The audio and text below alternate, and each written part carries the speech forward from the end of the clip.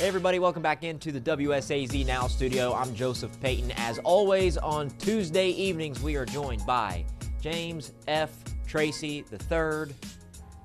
There he is. We're going to be talking some high school football with you. Remember, the F stands for Francis. Get your mind out of the gutter, right? Jimmy, look at all these papers we got. We've got a lot to talk about today. You were at our game of the week. That was the Battle for the Barrel, the marathon version.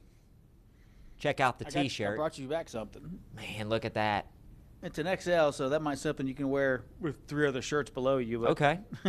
Yeah, maybe I can throw like a hoodie underneath it or something. I got plenty of T-shirts. I appreciate the effort and the graciousness of the Boyd County folks, but I will defer that to you. Who knows where that will be popular. I might just set it up in here as kind of a decoration. Any kind of high school memorabilia. We've got softballs and baseballs, I see a good helmets. spot over to your right.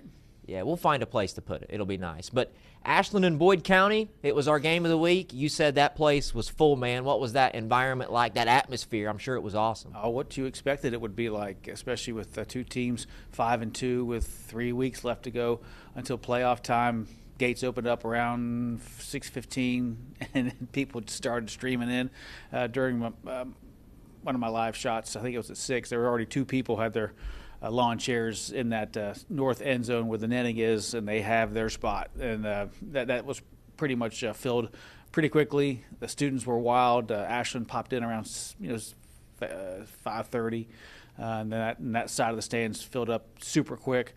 And it was a good game for a while. I mean, you had an inkling of, all right, if Boyd can just hang around, this could be a good game. And they did for a while. I mean, I didn't really leave till halftime. It was 21-7, which really teams can come back easily from that deficit in high school football. But, it was the Cam Davis show. While I was there, he accounted for all 3 touchdowns, had our kick of the week with the punt that put Boyd back inside the 5-yard line. And it was if there were a Player of the Week award we'd give out, he would certainly be in the running. You would think 20 carries, 225 yards, that's, 10 yards a pop, 4 touchdowns. You saw 3 of them, which was great for our broadcast purposes, right, to have some touchdowns to show. But, man, I feel like each week Cam Davis is lighting it up on Football Friday night. And they did something that was really, really gutsy.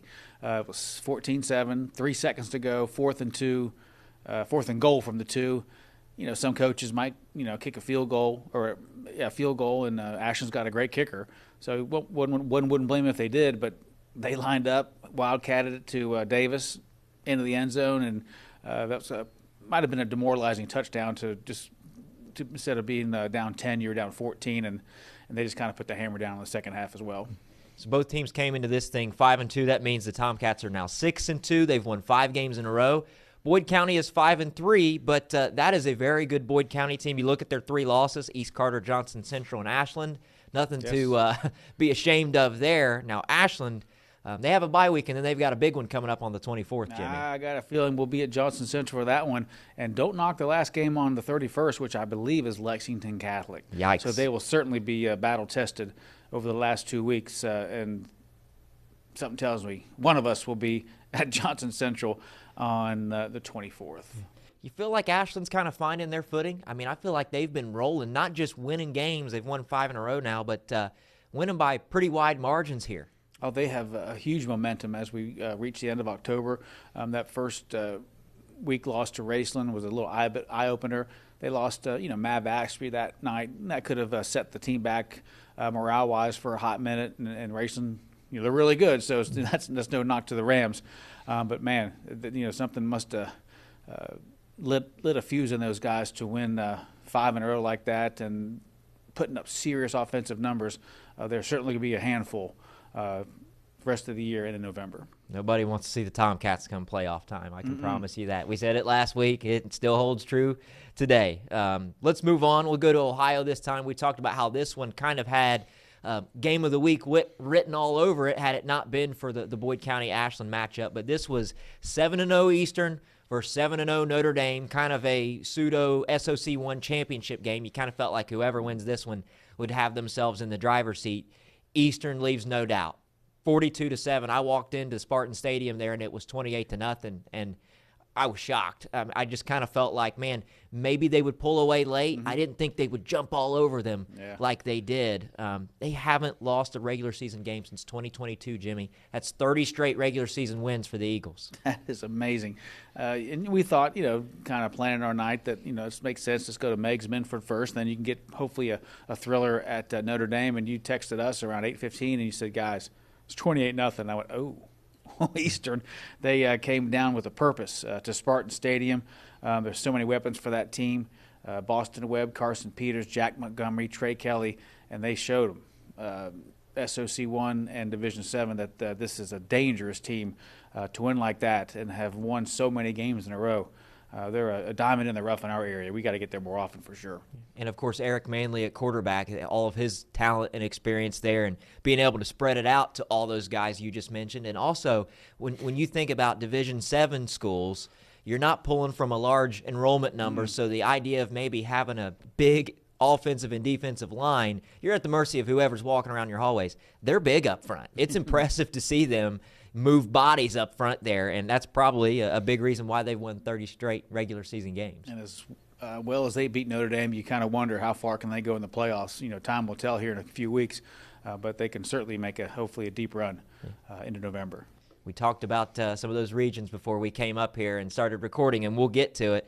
They are number 2 in their region, right behind defending state champ Marion Local, who's now won 72 straight games. So if you want to get out of your region, guess what? It goes through Maria Stein, Ohio, up there in Marion Local. So we'll keep it in Ohio, Jimmy. How about Portsmouth beating Rock Hill 48-7? Did you see that outcome coming?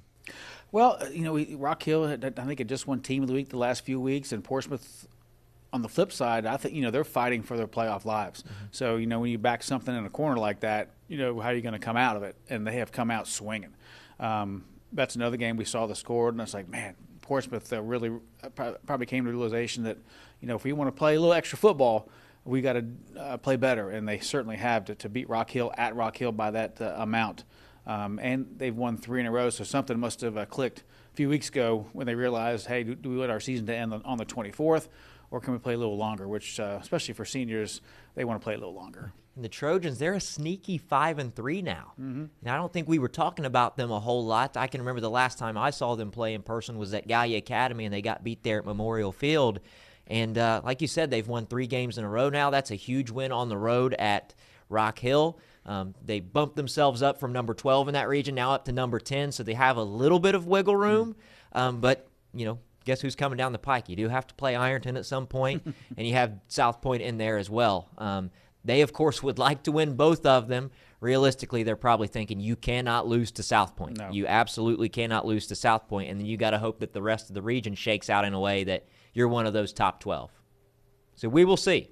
I like the way Portsmouth's playing right now, though. Yep. Coach Cobb's got the boys rolling. And that could be a wake-up call to Rock Hill, too. Like, guys, if we want to win what we hope to win at the end of the year, that might have kind of give them a little wake-up call. Yeah.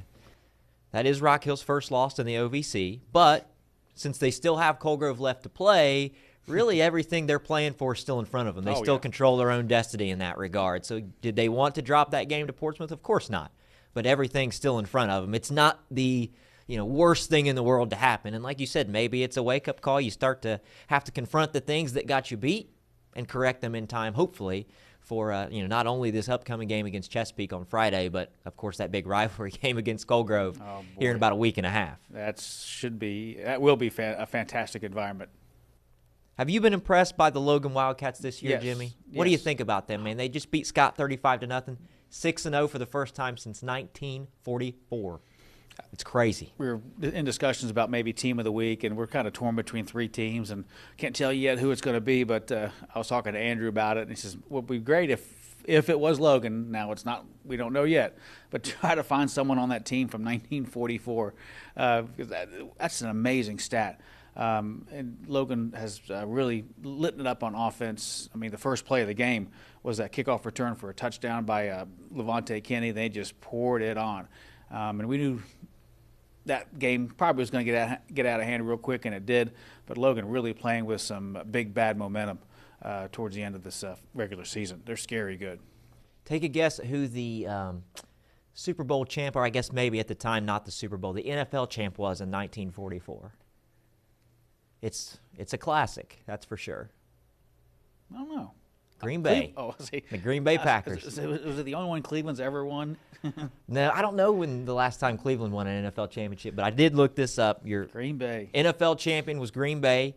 Your national champion in college football was Army. They went undefeated. However, Jimmy, I'm coming at you from the Ohio State angle. Ohio State also was undefeated that year, and I'm going to say it may have been wartime propaganda to give the national title to Army, because in the middle of World War II, if the Black Knights are undefeated, okay. And they were good, too. I think they beat the brakes off Notre Dame at the end of the year. Yeah. Back in the day when it was handed out by the writers, that's a long time ago for sure.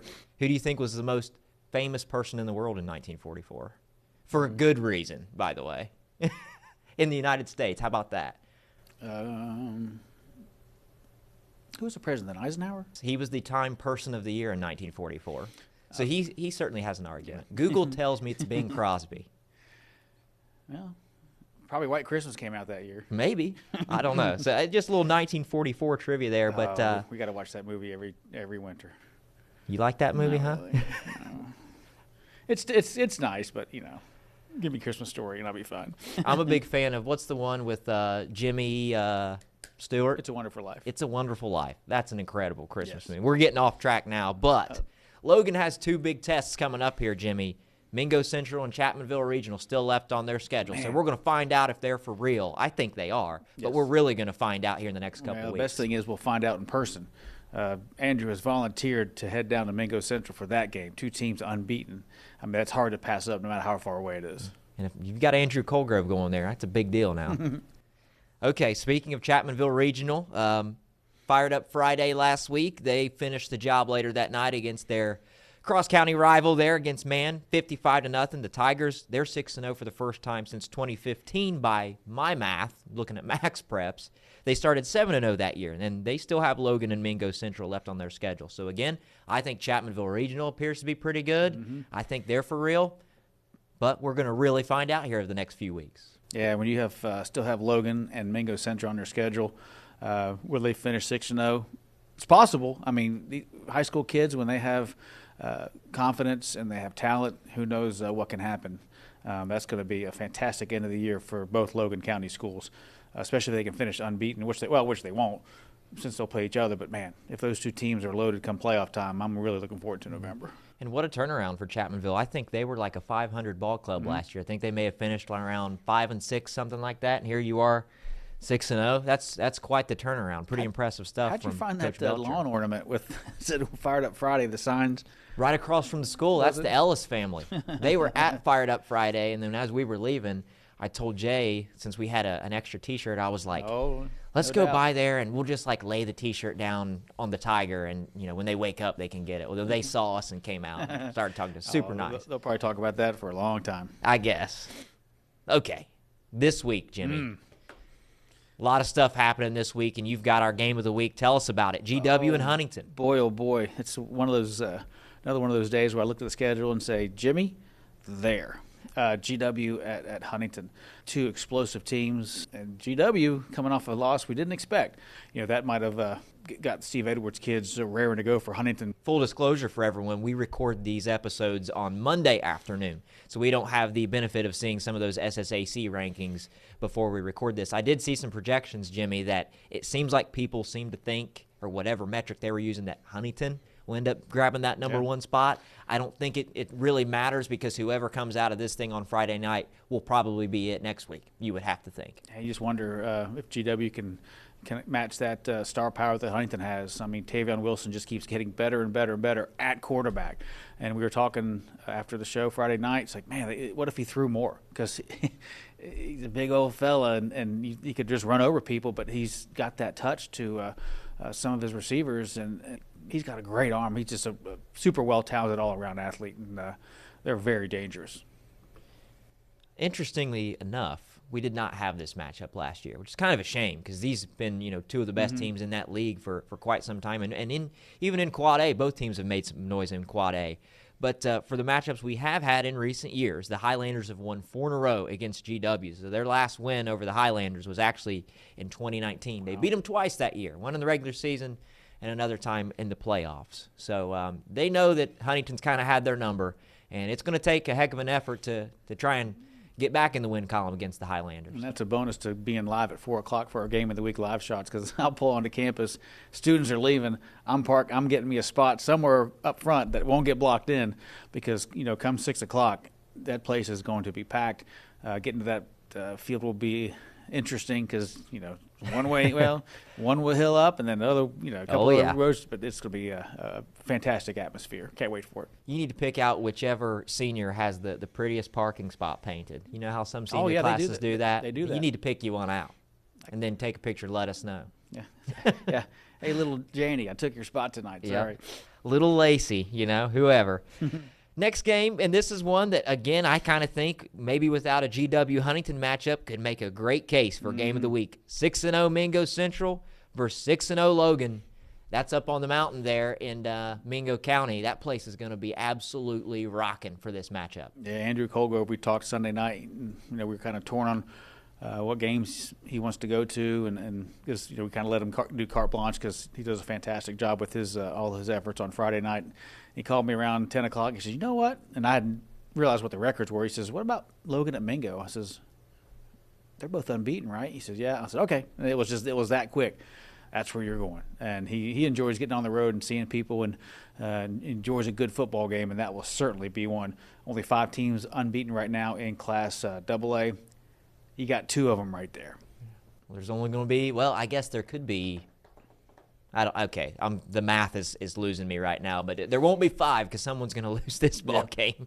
That's for sure. Mingo Central did beat Logan last year 32-7, and the Miners lead the all-time series 5-2. They've actually won 5 in a row the first couple of years that they played. Logan got them, but haven't beaten them in quite some time. So we'll see if that holds true up on Minor Mountain. I guess is that fair to say? Highlander Mountain, this neck of the woods, Minor Mountain there. It's a beautiful setting. The moniker fits. Yes, it is. I've been there a couple of times, and just when you get there, it's like, this place is a great setting for a high school atmosphere and high school football. How about Spring Valley hosting Capital? The Timberwolves are 4-3. The Cougars are 4-2. This is kind of a wild stat. I looked this up, and I almost couldn't believe it, but Spring Valley's beaten Capital 11 times in a row. How do you feel about this one, Jimmy? Yeah, this one's at Spring Valley because we all know that they have Bermuda grass there, which it kind of slows down the fast teams as opposed to AstroTurf. And T-Wolves are coming off getting lambasted by Bridgeport, but they're going to do that to a lot of teams. Are they angry? Do they want to better their rankings in Class AAA? Capital really had not a whole lot of success against Huntington High 2 weeks ago, so they want to play well for sure. And can you get it to David Robinson a lot? I'm sure they're going to want to because he's explosive on that football field, and Fernando Valdivia playing really well at quarterback. So John Carpenter is going to have him fired up, and I think during that 11-year stretch, that's when Spring Valley was. They were the Doug Nestor, Owen Porters, and just kids that were absolutely beasts. So they were really good for a long time, still are. But this will be a lot closer than they have been in recent years. I was looking at some of the common opponents that they've had up to this point during the season. They've both played Huntington. They both lost to Huntington. They both played Midland and St. Albans. They both beat Midland and St. Albans. And really, Jimmy, and I didn't mark down the scores, but the scores are pretty similar too. So you don't look at one team and say, oh, well, they beat this team way worse than this one did. This is a pretty even matchup. Like I said, I don't know. It kind of feels like maybe Capital has the edge here, but at home, at the Wolves' Den, crazy things happen over there. Yeah, if the Cougars can obviously have the football a lot more and try to run the clock or get a 14-point lead maybe because Spring Valley, they're all Brad Dingus is known for running the football, making the most out of every possession. But if they get behind, then things get more interesting for the Spring Valley Timberwolves. So if that thing is close in the fourth quarter, that could be anyone's game, obviously. Let's go back across the river. Let's talk about Colgrove hosting Fairland. We said at the beginning of the year that this felt like this could be Colgrove's year to win the league. Well, guess what? Now they control their own destiny. The OVC is theirs to lose at this point in time. I know that Rock Hill's still sitting there. If they went out and they beat Colgrove, we're having a different conversation. But it's Colgrove's to lose. However, with Fairland here, that's a team that they have not beat since 2017. So you're going to have to do something that hasn't happened in quite some time to get to that ultimate goal of hoisting that OVC title trophy. Yeah, in recent years, take away Ironton, Fairland's kind of been the number 2 team in the OVC, and they've been really good for a while. But this might be the time Cold Grove and Rock Hill kind of jump over them for a year or so. And but Mike Jackson's team, they're going to want to play up, go to Cold Grove and get a huge upset and come back home and smiling. But Cold Grove, the Hornets, they're playing really good football. They should be favored at home with the cowbell ringing. So expect that one to be, I think, a Cold Grove W, especially with 1 week to go until playoffs. Couple more, Jimmy. Let's go over to the Commonwealth. Raceland, who is 6-1. They play Paris, who is 4-3. The Rams have won 15 in a row against Paris. Haven't gotten beat by them since 2001.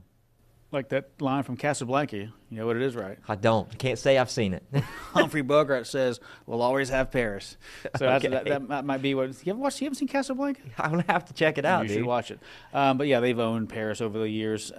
Obviously, since they haven't lost since 2001, and they're still, the Raceland's loaded. 6-1, Paris 4-3. 4-game winning streak since they lost to Pikeville, who are also playing fantastic football, as Pikeville has Paintsville this weekend. But yeah, that should be that's a game we're going to send a photog to first. Raceland might put it on them. They just might. Like I said, I was looking at some of those scores, and I was like, okay. Welcome to Ram Country now. That atmosphere is so great. And finally, Jimmy, Sims Valley, who's 7-1 against Notre Dame, who's also 7-1. These are probably the next 2 best teams in the SOC1, just below Eastern. Eastern humbled both of them, but I can still assure you these are 2 very good football teams in the SOC1 and 2 high-scoring offenses, Jimmy. Pretty sure we're going to be at that one because huge playoff implications between those 2 schools. I mean, it's hard to ignore 7-1 versus 7-1, and that should be a blast. 2 high-scoring offenses. It's going to be fun. We'll see if one of the DCs can shut down the other one. Who knows? It's hard to tell, right? Yep. Okay, do you have your playoff graphics ready to go? Hot off the presses. What you got there? You got Division III Region 12 in front of you? Yes, I do. The notes here say, and I am the one that writes the notes, but the notes say. You do a great job too, by the way. Thank you. Appreciate it. It says, it's probably a little too early for maybe playoff conversation in West Virginia and Kentucky. Oh, yeah. Some districts in Kentucky, they've already clinched. A lot of them have.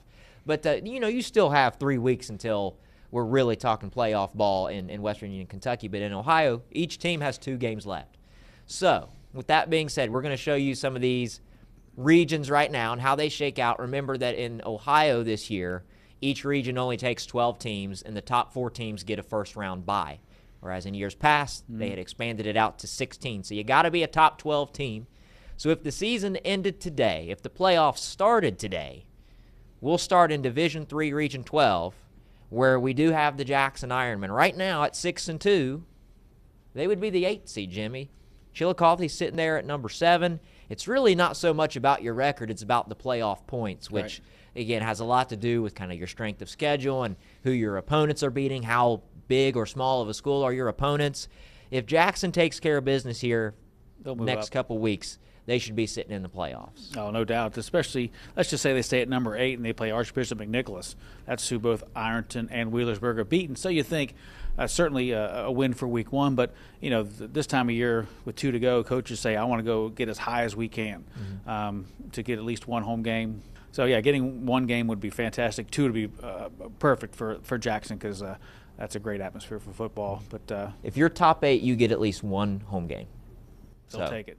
That's what Jackson wants. You don't want to fall, to 9, 10, 11, 12. You'd rather be, 4 through 8 if you can, because you at least get to host one home game. Definitely. Let's go to Division 5. Yeah, How much do we love you?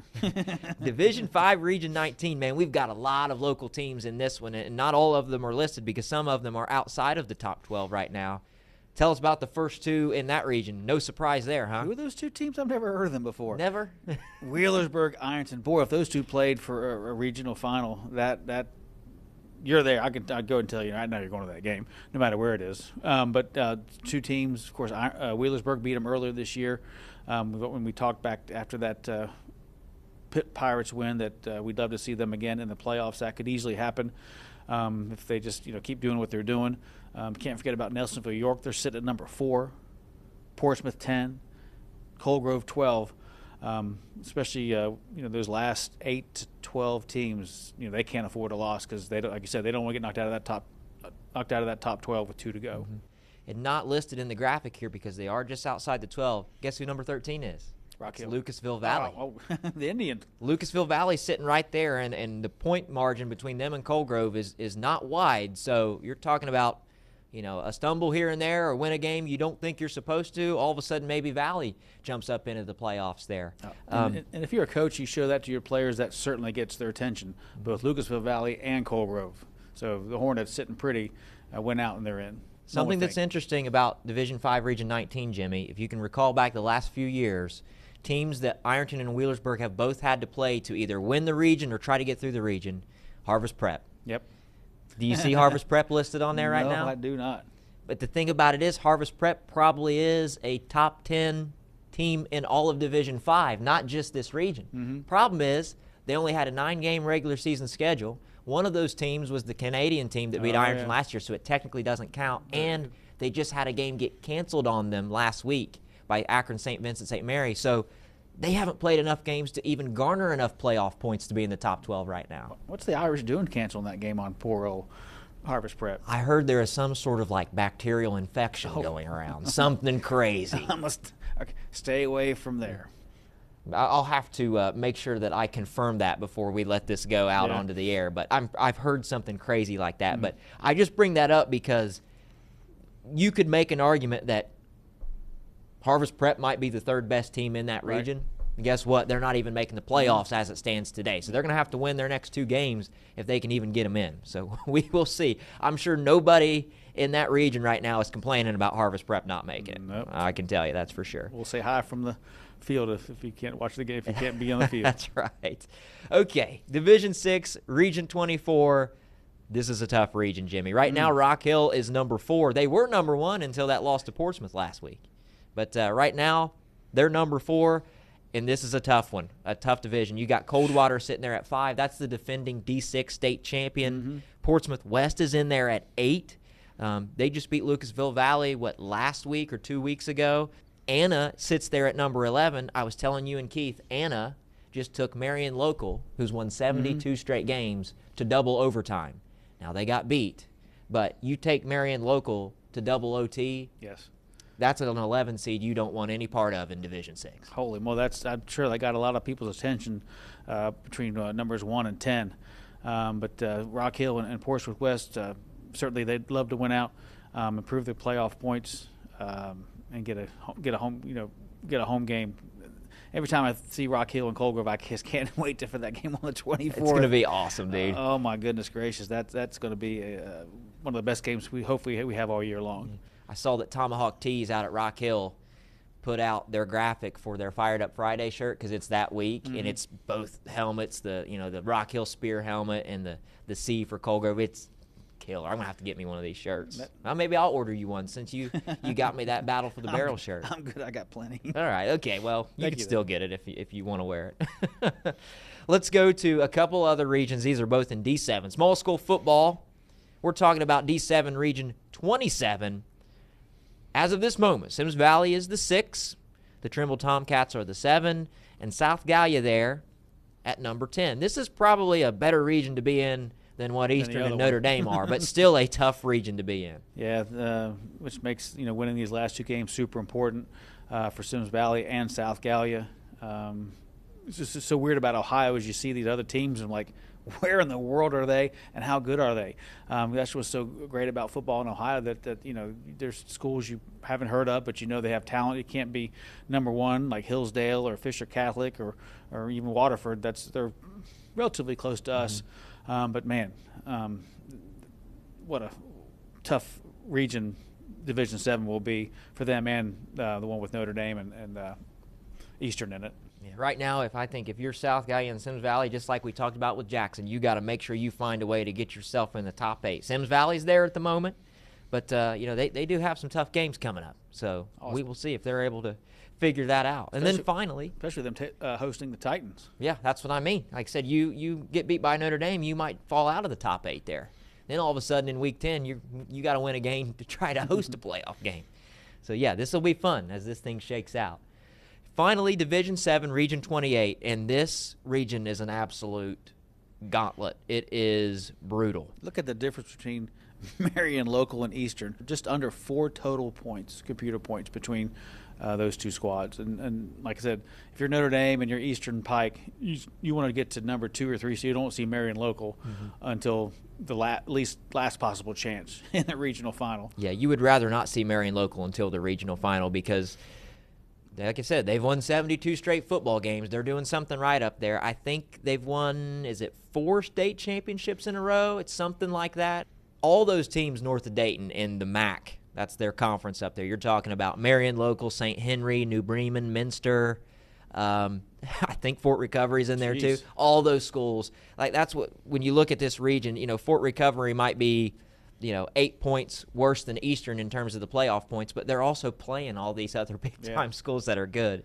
It's just tough. And you got Notre Dame sitting in there at 4. So right now, Eastern and Notre Dame would have a first-round bye, which is exactly what you want. Oh, that'd be fun if Eastern and Notre Dame got a crack at each other if they were the 2 and 3 seed. If seeding, Can you imagine? If seeding is held true to form. Because that would be awesome. 2 would play 3, I believe, in the region semis. The only reason I would hate it is because it means one of them gets to go home. I hate that. But to have that matchup kind of locally in the playoffs, certainly get people fired up, get them going. Okay, Jimmy, let's move on to this Friday. We've talked playoffs. Well, we already did preview some games happening this Friday, the ones that we think we're going to have on Football Friday night. But tell us about what's happening around the Mountain State. Braxton County coming off a loss to Buffalo just by 3 points, so they'll be on the road to Doddridge County. Cabell Midland at Parkersburg. Fans, take note, that game is on our CW channel with our folks from WTAP. So can't make it to the game. You can see if the Knights can maybe handle the Big Reds, but you got to think Parkersburg at home is going to be really challenging. And Chapmanville Regional trying to stay unbeaten, going OW. We will be there for that. I will be there is what it sounds like. In particular.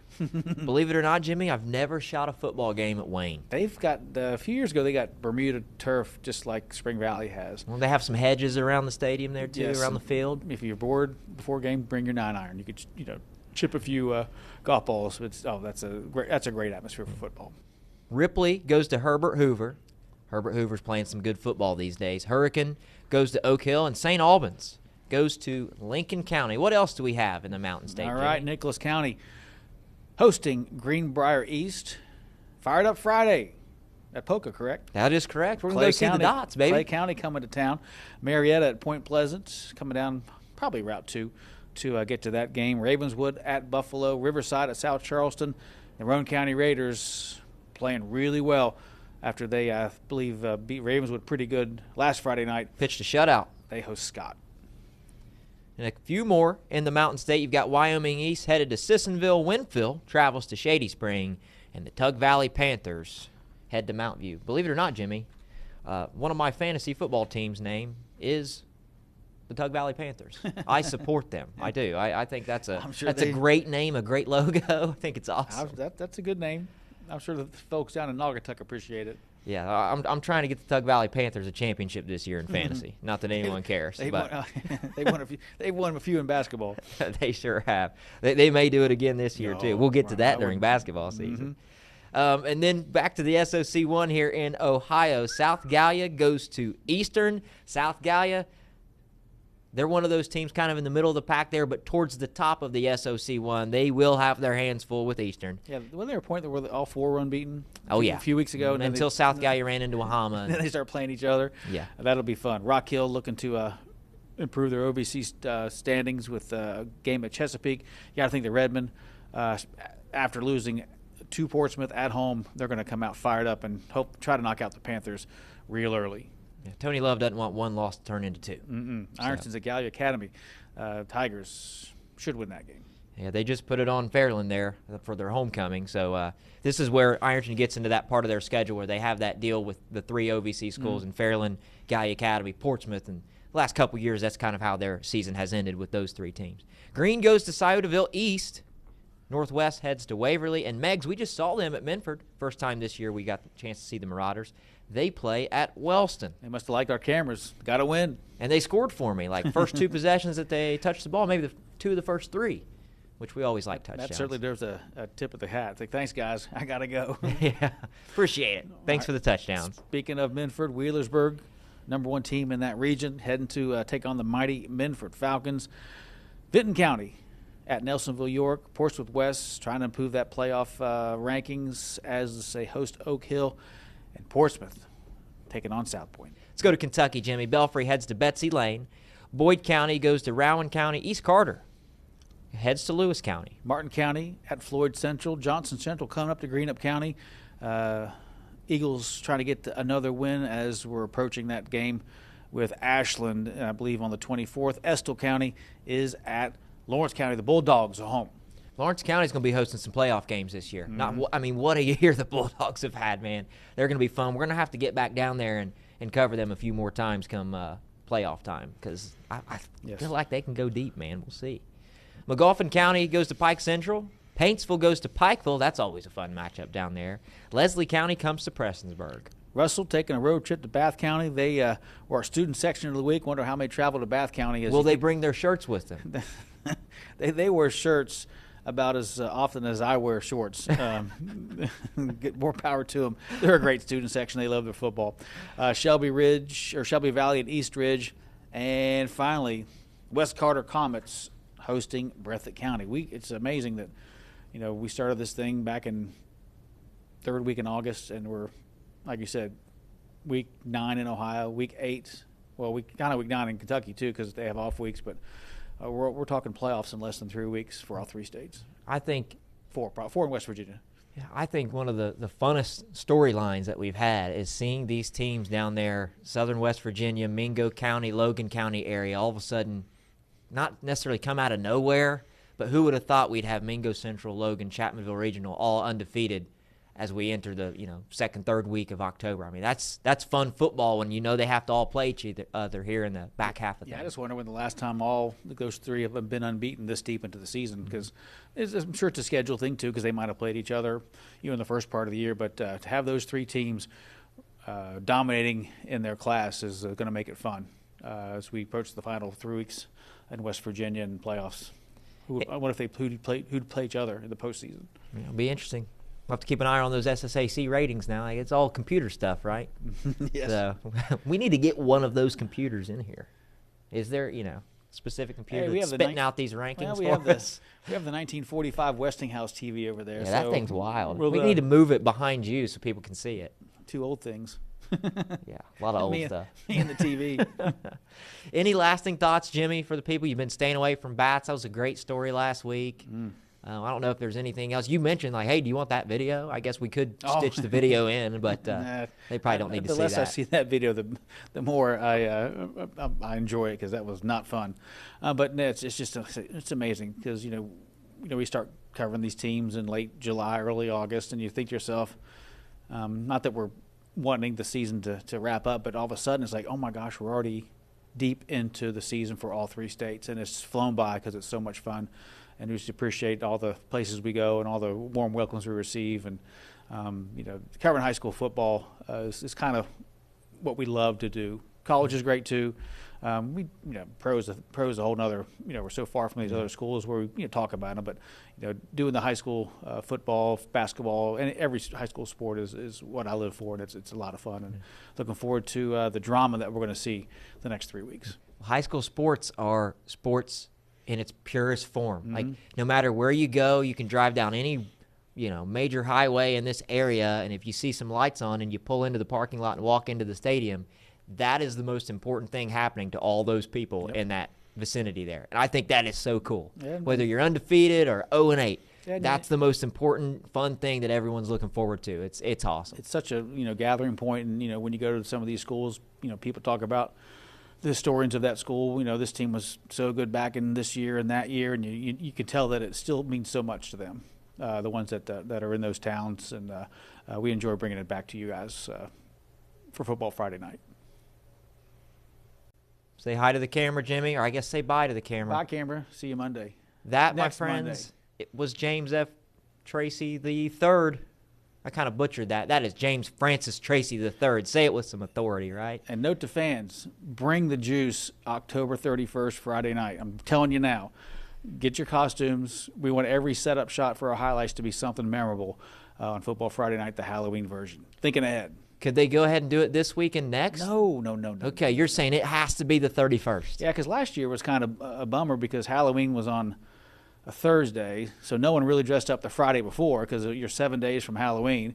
And then last year, I think November 1st was a Friday, and I was like, hey, no one dressed up. So I love October. Halloween's such a fun time of year, so let's make that last show in October special. Get yourself to Spirit Halloween right now. I know it's open at the Ashland Town Center. Oh, it's been open since June, probably. Probably has.